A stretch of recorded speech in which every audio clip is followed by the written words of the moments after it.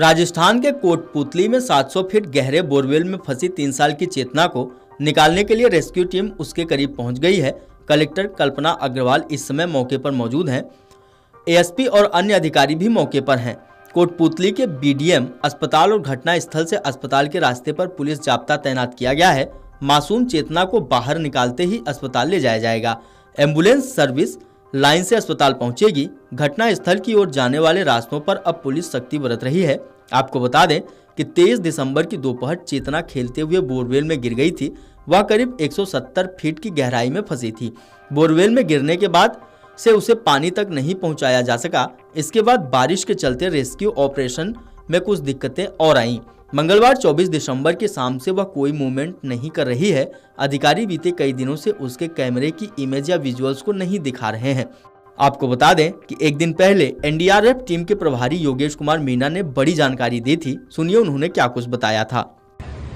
तो सुरंग बनाई गई है, उस सुरंग में दिक्कत ये आ रही है कि डस्ट उठ रही है, जो स्टोन के पार्टिकल्स उनकी वजह से वो डायरेक्ट जो आंखों पे हिट कर रहे हैं। उस पाउडर की वजह से जो है गगल्स लगाए गए हैं जो आई प्रोटेक्टर का काम कर रहे हैं। साथ में उस सुरंग के अंदर जो है हेलमेट लगाया गया है, हेलमेट के ऊपर लाइट लगाई गई है और उसको मास्क दिया गया जिससे कि वो सांस प्रॉपर ले सके। ऑक्सीजन लेवल मेंटेन रखा गया। दिक्कत ये आ रही है कि जो भी डिब्रीज निकल रही है वो सब नुकीली है, बिल्कुल 100% उसमें स्टोन है जो भी मजबूत है और हम एक लेयर पे चल रहे हैं, इसलिए वो कम भी नहीं हो रहा है। ये सॉलिड रॉक होने की वजह से बहुत सारी परेशानियों का सामना करना पड़ रहा है और उसकी वजह से अभी हमने 3 रेस्क्यूअर अंदर डाल रखे हैं। एक जो है चिपिंग हैमर चला रहा है, उसमें 3 टाइप के चिपिंग हैमर होते हैं, स्मॉल, लार्ज और मीडियम। तो मीडियम टाइप का चिपिंग हैमर उसमें यूज किया जा रहा है जिससे कि पीछे वाला जो उसका सेकंड बडी वो उसको प्रॉपर हेल्प कर सके और वो अपना डिब्रीज पीछे आउट कर सके। और थर्ड नंबर का जो बडी है जो तीसरा नंबर का है वो सेफ्टी के लिए, उसकी हेल्प करने के लिए, और तीनों को सेफ्टी रॉप पर बांधा गया है और ऊपर उसका कंट्रोल है जिससे कि इनकेस कोई कंटीजेंसी होती है तो हम उसको पीछे ले सके, ऑक्सीजन लेवल बार बार चेक कर सके। अंदर का टेम्परेचर लगभग 30-35 डिग्री है। तो जैसे ही बाहर आ रहा है उसको हम कंबल उड़ाते हैं, दूध पिलाते हैं जिससे कि उसकी तबीयत खराब ना हो जाए और दोबारा के लिए अंदर जाने के लिए तैयार हो सके।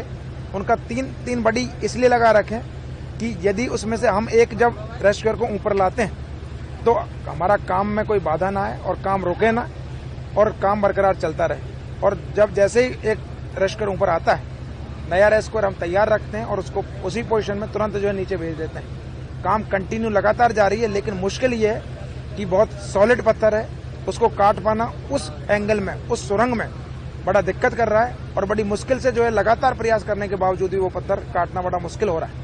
लेकिन सभी रेस्क्यूअर बड़े जोर शोर से लगे हुए हैं और लगातार प्रयास जारी हैं और उम्मीद करते हैं जल्दी ही जो है उसको काट लिया जाएगा। आधी से ज्यादा सुरंग को हम जो है खोद चुके हैं। लगभग हमको 8-8.5 फीट तक अप्रोच करना है, उसमें हम लगभग जो है 5-5.5 फीट तक अप्रोच कर चुके हैं। और बाकी भाई एक्चुअल में जितने भी टाइप के इक्विपमेंट हम उसमें यूज कर रहे हैं कि हम जिससे जल्दी खोज सकें और कोशिश करेंगे कि कल जो है ये ऑपरेशन कंप्लीट हो जाए।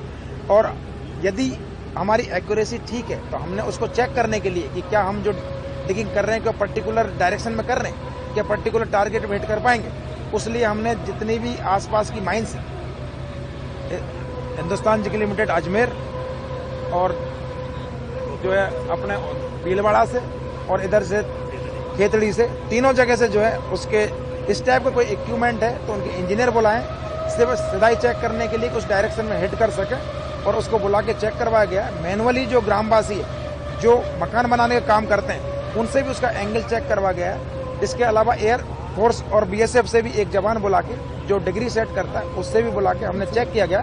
तो अनुमान ये लगा है कि सब जो है एक्यूरेट पोजीशन में हो रखा है। और अभी हिंदुस्तान जिंक लिमिटेड से भी जो इंजीनियर आ रखे हैं उनका जो अभी उनका मापना बाकी है। जिस बच्चे की कंडीशन की अगर बात की जाए तो किस तरीके की? बच्चे की कंडीशन एक्चुअल में मूवमेंट नहीं है, बाकी बच्चे की कंडीशन का मेडिकल ऑफिसर जो है उसके बारे में बता सकते हैं। Video desk amarujala.com।